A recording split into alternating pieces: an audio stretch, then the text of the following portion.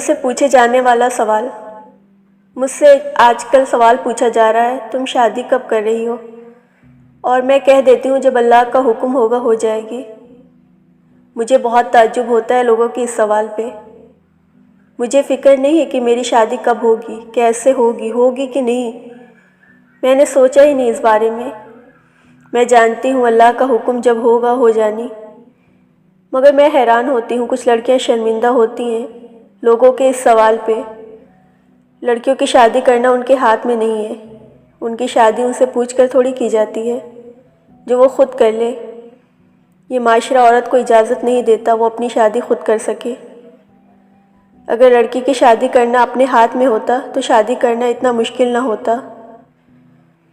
मुझे एक चीज़ का एहसास हुआ है, अगर लड़की लड़के की पसंद से शादी कर दी जाए तो शादी आज मुश्किल ना होती।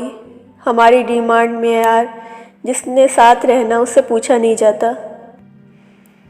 खुदारा लड़कियों से सवाल ना किया करें कि शादी कब कर रही हैं, ना उनका दिल दुखाया करें। उनसे उनकी पसंद का पूछें। हमारा माशरा औरत को अपनी ज़िंदगी जीने नहीं देता। हर वक्त उस पे सवाल।